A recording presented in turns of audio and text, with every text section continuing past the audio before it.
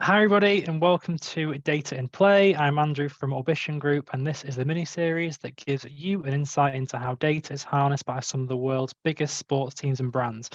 Joining me today is the amazing Nancy Hensley, who is Chief Product Officer at StatPeform. Nancy, thank you so much for joining me today. You're welcome. Happy to be here today. Good, and thank you very much. And this episode really is going to focus on data analytics in the context of sports analytics and how it kind of impacts upon football in the UK, or if you're from the States, such as Nancy, soccer elsewhere in the world. So if we just kind of get straight into it, Nancy, I'm so pleased that you've been able to spare some time to kind of speak with me today and kind of discuss the work that you do, and it's super interesting. So I can't wait for people at home to kind of to learn a bit more about it. But if we just start off by setting the scene, really. So, what does the Chief Product Officer for StatPeform do in a bit of a nutshell? So I would say most days I feel like this conductor of a symphony orchestra. I don't know how to play all the instruments, but I depend on a lot of talent and different instruments across the company to bring it all together and really make a beautiful symphony or great products. And of course, occasionally somebody misses a note, but we focus on making the beautiful music together. But really what that means is that, a product crosses so many parts of an organization that as a product leader, that's what I spend my time doing, is working across the company, operations, engineers, sales, marketing, legal, customer success, support, like all of the collaboration that's necessarily to not just bring a great product to market, but to create a great product experience for our clients. And so I split most of my time between all that collaboration, clients, of course, reviewing designs with the design team, reviewing customer research, roadmap progress, working with product managers, a lot of time with sales, getting client feedback, clients. So it feels like, I think I've heard the quote that the CPO role is the next hardest role to the CEO, because you do cross so many aspects of the company, but I think that's also the best part of it too. So Yeah, it must be difficult to juggle all those different plates, but in a lot of ways as well, one of the most rewarding ones that you can do as well, all right? absolutely, Yeah, absolutely. that sounds good. And as I mentioned at the start, we're going to be talking about some of the advanced analytics within sport. So, in your opinion, then, how important are those advanced analytics in helping us understand, a player's potential, for example? Yeah, I think there's so many aspects in which the analytics are important to understand a player's potential. Let's start with scouting and recruitment. I think that's probably the first place where someone's looking at the stats, the analytics, or the predictions about a player to understand their potential for, do they fit on our team? How much money should we pay them? So that is a big start for any athlete, and the importance of that data for them, just even coming into a professional playing situation, or switching teams, for example. I think once they're on the team, then the analytics and the statistics around these players help the coaches understand how to objectively leverage that particular player. And in football, I'll say football because I say football a lot, except when I'm talking to Americans and I have to say soccer. But in football specifically, if you just look at basic data, like on a striker, it doesn't tell you enough about how they would play on the pitch, how they utilize the pitch. And so for a coach bringing somebody into the team, they have to look at deeper data around playing styles so that they see how they mesh on the team, right? So that's really, really important. There's all sorts of data and wearables and things that basically give out biomechanical factors that help us better understand not just injury risk assessment, but also if someone's injured, what is the risk of re-injury or a sustaining injury, things like that. I think the data is incredibly important for that. There's comparative analysis. This is probably more based on the fan, like if this person the next Messi or a future Serena Williams, or we love to do that sort of thing. So that kind of stats and data is really important from a fan engagement standpoint, to help create that bond and create that comparison to the legends and the people of the sport that we love. And then I think using it for predictive modeling to get deeper views of what's happening not just helps us understand from a strategic standpoint, but also helps us tell a better story. So for example, we're working on a combination of deeper event data, live tracking data, computer vision, and AI to produce things like predictions around line breaking passes, right? And that really helps us understand how much opportunity does this particular player create with line breaking passes. And it's a good comparison, but also helps us understand a deeper view around the analytics of that particular player. So there's just so many different ways that it's important. It's important to the fans, it's important to the coaches, it's important from a draft selection, it's important from injury, like it's critical all the way around. Yeah, and I guess that, especially in football and UK, but obviously in NFL as well, where players come and go for huge money. I imagine the clubs Yeah. really want to kind of make sure that everything's okay before they kind of press buttons, and millions of pounds, millions of dollars are kind of spent and sent both ways, right? So I imagine that's a huge part of kind of what they do, and it's got to be bang on the money for them as well. Absolutely. I mean, can you imagine being a part of the team that's making the draft selection recommendations to a GM? You're spending millions and millions of dollars, right? And so that's why we've also been pushing into the space of providing deeper data to like the NBA teams. And that means that we might have to go back and create data that hadn't been created before, because not every stadium in NCAA or the international leagues have in-venue camera systems that's pulling this performance data. And so some of these multi-million-dollar decisions are being made on really, really topical data, or like going to physically visit or looking at hours and hours of video. And so I think that that's helped a lot of teams hone in on better decisions. But again, this is data we had to create in some instances, right? Because it didn't exist. So we're using computer vision to go back and pull the performance tracking from that data. Yeah, and like you said, going back, X amount of years, this kind of thing just didn't exist. So it kind of makes you think, especially in football, the old school kind of scouting methods of going to watch a local team or go and fly somewhere to go and watch a certain player. I guess that is made so much more efficient and more convenient by being able to rely on these analytics and these statistics as well, isn't it? Right, and I think it's about AI has really helped optimize that process. When both that scouting process and going to physically look at games, which obviously during COVID wasn't possible, but the sports had to keep going. But even just to be able to scale across multiple leagues and markets to look at potentials was almost impossible. But now we can actually narrow down using AI to a specific playing style for somebody that you want on your team, and then link that to video. So I can actually go right to specific video, right? Same with like what I was talking about with the NBA draft prospects, is all of that data is linked to video. So now I don't have to like go through millions of hours of video before I find exactly the bit that I need. And really AI is just optimizing all of that process. So we're going from, spending weeks and hours to minutes and seconds.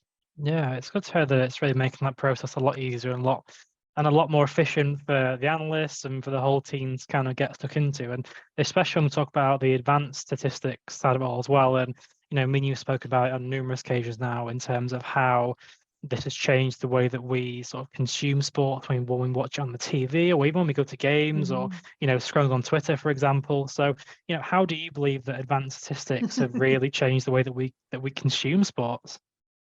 It's really interesting because when you think about like some of the origins, one of the founders of our company was the person who wrote the baseball abstracts that was the foundation for the work for Moneyball. And when you think about, he wrote these baseball abstracts like in the 1980s, and it wasn't until the 2000s that somebody picked it up and said, hey, maybe this makes sense. And when you look at things like XG in football, right? Like XG has been around for 10 years. And I think people didn't really pay attention to it, didn't really know what it meant. It didn't really get traction.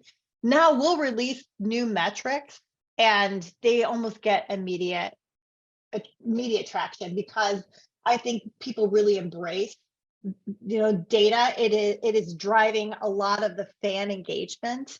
And for us, when I first jumped into StatPeform, what I was seeing was this rising demand on the media side, that they wanted to have the same kind of depth of data as the players and coaches did. Like they were looking at things like momentum models and line breaking passes and pressure analysis and things like that. And they wanted to have that same data to tell a better story of the game, because that's what the fans were looking for. They were looking for a deeper view of the game, and it helps us connect more. It's also like, let's be realistic, I think it's also driving a lot of the growth in sports betting. So like prop betting is a big growth area, and so you need a lot of player stats to get that. People want to bet on specific events, they want to bet on specific players. That's a growth area, and so I think people are demanding it. But I think a lot of it goes back to, at least here in the US, like we grew up with fantasy, right? I mean, it's become a really big deal. And so we've always been about the stats around our players. And so that's how we've always consumed sports. And so for me, it was really interesting the first time I really looked at a European sport book, and it was to me a very daunting experience. It was devoid of any kind of content that I was used to in playing fantasy, right? Where's all my stats? Like, where's all that content? Now all of that's changed so dramatically in the last few years because the demand is there for, better engagement and fan engagement. So that's driving a lot of it too. And I think when you look at all of the OTTs that are starting to integrate data into the experience, and this isn't for everyone, right? I mean, you got the next gen stats, and you have Amazon Prime, and you have Peacock Plus doing things now, and you actually have content that's on the screen, live tracking capability of the L bars and stuff like that. I think that's really cool. I'm a sports data nerd. Now, my husband will walk in a room and say, no. And he'll go down and watch it on the 75-inch TV in the man cave and say, I just want a full screen. I don't need any of that stuff. So I think there's a generation of viewers and a specific segment of viewers that really want that integrated into their experience. And I think as we can get to the point where we can personalize that more and more, like imagine, like for me, the ultimate is having my fantasy team on the side of my L bar. Because how I would consume that normally is I would be switching between games and watching teams, like the Green Bay Packers for me, which I don't want to watch, but I might have had Aaron Rodgers on my fantasy team, right? Yeah. So I think if you can personalize it to the point where you can have the fantasy content, your personal information within that L bar, like I think a lot of people will sign up for that, but I don't think it's for everyone. I do think that you'll start to see this segmentation of fans and how they want to consume sport. And you'll still have the really traditional people that the way they want to consume sport is to physically go to the game and no other way, or go to the match, right? And you'll see that a lot in football, big time. But you're going to also see the fans that want to consume just highlights and stats and analytics around that. And there's a big growing fan base of that as well. So we just have to figure out how it can cater to all of them. Yeah, it doesn't sound like an easy job, but it's an interesting point that you make in terms of there's a new generation now that kind of crave those kind of stats, those analytics, and it's a social thing as well, right? I mean, just to use me and my sort of friendship group as an example, we have been avid kind of fantasy football league players for the last sort of 4 or 5 years, and prior to that, it was kind of there, but we didn't really take too much notice of it. But over the last 4 or 5 years, it's become something that we do every single year, and all of us take it really seriously. And that can be even looking at, the next 5 games. So is a player more likely going to have a really good run of form? Is this player going to score goals, or even down to kind of, is this player more likely or not so likely to get yellow cards and red cards, etc. So this kind of new generation is there, and it's a super exciting time to be involved with this type of thing. I think. Yeah, absolutely. I think it helps connect us on a different level, and it helps us connect even more with specific athletes or players on a different level. And so and it's really interesting to see how much has changed just in the last few years. And some of that is you've got big tech that's pushing into the right space, right? And they're going to cause that disruption to happen no matter what. You've got Apple and Google and Amazon. If we would have said 5 years ago that these guys would be rights holders, everybody probably would have been laughing at that thought. And so here we are today, and the world has changed, right? You had sports books that had zero content that now are hiring executives that are pushing the whole agenda around content. So I think everybody understands that kind of data and content and analysis is important to a growing fan base. Yeah, and I think that, like you rightly mentioned, a few years ago, it was quite a niche, wasn't it? Really, to kind of be involved with this Mhm. sort of thing. But now it's really mainstream. It's something that kind of most people who like sports are either involved with, or they have a decent knowledge of what it's about or what it's like. So I think Right. going from that niche into the mainstream is a really kind of exciting development in analytics. But I think on that kind of similar note, I know that, women's football or women's soccer, I should say, is a huge passion of yours. And, you know, Mhm. the kind of data collection that goes into the fantasy sports or even just the sports that we consume on the TV. For Yeah. example, the data collection goes in that must be a huge effort by a lot of different people. But obviously, in women's football, there's a clear underrepresentation of women's football in data collection, the analysis, but why do you Mhm. think that is in comparison? Well, so first of all, I think it's getting better, but I have thought a lot about this, and it actually caused me to go back and really understand the history of the game a lot more. And I think that's the core of the issue is that football in the UK is just so steeped in tradition. Yeah. And it's not just steeped, it's like ingrained in tradition, like it's ingrained in people's souls in a way that's really different than how Americans consume sport. But we're in major catch-up mode with women's football, right? That when you think about just the dates that the FA banned football from its grounds until like the 1960s or something like that. And what was interesting was that it wasn't that it was initially not successful. I mean, there was trying to remember, was the Dick Kerr's ladies game on Boxing Day that had like this record attendance. And then all of a sudden, the FA was declaring the sport was quite unsuitable for women. And Yeah. so we had this, we were in this catch up mode. And even in the US, it wasn't until like 1995 where we had launched the first National Women's Soccer League.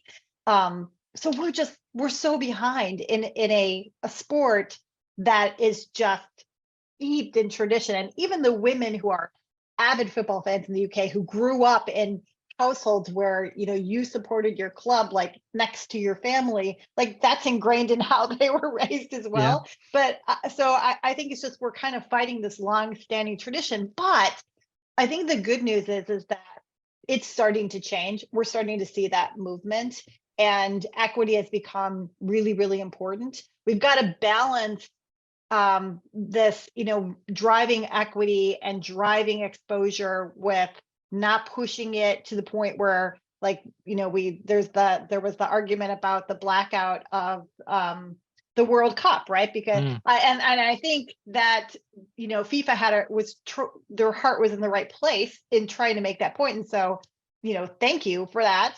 But what the last thing we want to do is cause a blackout of the Women's World Yeah. Cup as a result of it. So there's this fine line between raising the profile, raising the value, creating that equity, but also making sure that we're getting the right level of exposure without devaluing women's football versus men's football. And I think for too long it's been kind of like this buy one get one. Like if you buy men's, we'll throw in the women's. You buy a men's football team, we'll throw in the women's. And because of that, it created like this long perception that there was less value. And I think we're starting to really push past that because we can sell out stadiums, we can pull a crowd, we can get major sponsors, we can break records. That tide is starting to turn. Yeah, I think it's an interesting point that you made there because, I've seen numerous kind of clubs around the world either have reduced ticket prices to go and watch the women's game, or they'll be handing them out Mhm. free to people with match tickets or season Yeah, tickets, etc. So, like you said, that devalues the game, right? And I exactly. think that it's thankfully and it's starting to get better, but sadly, it's nowhere kind of near where the men's game is at the moment. But hopefully, it's going to get there sometime. And I think that comes down to even how it's represented in terms of these statistics that we consume as well. And, Mhm. just going back to the point that you made about, the kind of value that women's football brings. And, we had it, I think is it last month, the Champions League final for the ladies in Europe. Mhm. Sold out stadium, Yeah, fantastic. There's yeah, not a seat to kind of be seen. And it just kind of shows that the movement is there and it's growing, but it just kind of needs a bit more of a boost and a bit more support. yeah. But I mean, in terms of those advanced statistics, why do you think that women's football or I should say, why do you think it doesn't get the same kind of representation in that kind of way compared to the men's? I think it's just a matter of us keep pushing on the equity. Mm, One thing I've been pushing my team on is, as we look to gear up for the Women's World Cup, is that we're covering it with the same equity and focus that we did the Men's World Cup, right? yeah, No difference. Like, we've got to make sure if we're using our latest bleeding edge capabilities from Optivision for the men's, we're darn well going to use it for the women's. If we're doing specific types of comparisons with data, we got to do the same thing with the women's. Like, we need to make sure we are leading in that, and that in terms of the data collection, everything. So I think getting that equity in the stats analytics is going to be really, really important, because that's what's going to help promote and increase the visibility of the sport itself. Like, when you think about match day shows, right, in the media coverage, that's what they're talking about. They're using a lot of stats and analytics. And so if broadcasters don't have that content readily available, and that's one of the things that we work on, we want to make sure that we're providing as much of that content as possible for women's as men's. That's what they need, right? It's also going to drive the betting markets as well. And mm, whether people like it or not, in terms of that being a big proponent of growth for women's sport, is, I mean, it is what it is, right? I mean, that is yeah, a big part of growth and funding and sponsorship on the men's sport. And so I think that we've got to be realistic to understand that we have to make sure that the same kind of player props and stat markets and things that are happening for the men's market are happening for the women's, because that does raise the growth and visibility. I think it also helps us connect more with the players themselves. And so one of the reasons why I think in the US, women's football is probably it's way more popular than the men's, right? I will mm, tell you that if you ask most Americans, they can rattle off the US women's team players' names, like Megan Rapaport, for example. But they'll struggle on the yeah, MLS men's side. They will struggle with the MLS yeah, men's side. And I think it's because these women took a stand around equity. We got to know them. They stood for something. They became heroes to our daughters, right? They became global icons in a way, right? And so just getting to know them, not just for what they stand for, but also like how good they are, right? And also that content and that data gives these women credibility. Like, I remember seeing a stat, and I think it was something on the US side, where like 30% of men don't watch women's sports because they don't think the level of athleticism is the same. And while you don't really want to compare that, mm, I did actually, and I've drafted a Forbes article about this that I'll be posting for Forbes councils.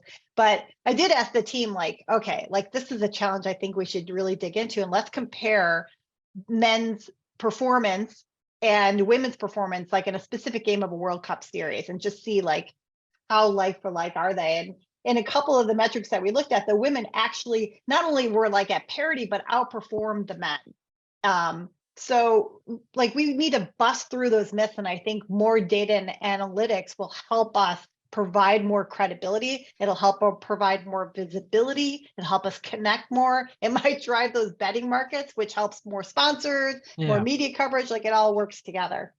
Yeah, I think that it's an interesting point that you made. I think a lot of people listen to this, and certainly me as well, didn't really kind of take that kind of idea in, and that the technology is there because we use it for the men's Mhm. game. So That's right. why do we not just transfer it across the women's game? It's Yeah. bizarre, isn't it? Because it exists, it's there. So it's about that changing those perceptions, like you quite rightly said, and moving it over to the women's game to using exactly the same way. Nothing's different. Right. Using the same tech, just in the women's game. Right. Right. I mean, I think we busted through all the myths, like, hey, can we sell at a stadium? Can we sell tickets? Can we get the viewership? Like, all of those myths are busted. In the last 2 years, women's sports, women's football specifically, has broken records, has proven it, right? And so now I think there's justification that the value and the equity has to be there. And there's no reason for it not to be. Yeah, I agree. Perfect. And as it's just fascinating speaking to you and kind of what you guys do there. So, but lastly, before I let you go, what is the biggest takeaway that you would like the audience to kind of take them today after listening to this episode? So I had a panel in London about a month or two ago, and we were having this discussion. And my friend Charlotte from Copa 90, I think, had the quote that always sticks with me, which is, it's not just the responsibility of women to promote women's sports, like it's everyone. We have some catching up to do. And I think if everyone acknowledges that women's sports does have traction, it's not this question mark of, is it a real opportunity? And when I say opportunity, like, we have to look at this from a business standpoint, because it's how we look at men's sports. Like, does it offer the same opportunity and growth and fan engagement? The answer to that is absolutely yes. It is not an add-on. The equity has to be there, but it's for all of us to take responsibility to make sure we're calling that out and asking the questions and pushing for equal coverage. We got to increase the media and airtime. That really hasn't made a lot of progress. In the UK, I think the women's football is like a seventh of the media time. Wow. A seventh, right? Yeah. Like, it's just, so we have a lot of catching up to do, but all of the leading indicators from a growth perspective are there, that it's worth it, right? That the opportunity is there, that people want to watch women's football, and that and even on the US side, right, that there is tremendous momentum. And I think you're starting to see a lot of change in the industry. You're seeing, broadcasters doing dedicated channels. There's a great story here in the States of a sports bar that was opened on the East Coast called the Sports Bra, that only features women's sports, and that place is packed every single day. Yeah. So this is what people want, right? And I think that it's undeniable. Like, even when you look at viewership, here in the States, the National Women's Soccer League viewership was up like 400%. The men's was up 15% in MLS, right? So, it's not even a question anymore. Yeah. we Perfect. just got to get on it. Yeah, absolutely. And like you said, the demand for it is there. We just need to push it and keep going with it, and yeah, hopefully get a bit more of a level kind of playing field, excuse the plum. But listen, Absolutely. Nancy, thank you so much for joining me today. It's been an absolute pleasure to have you on. Oh, thank you for listening. This is great. Thank you for having me. Thanks, Nancy.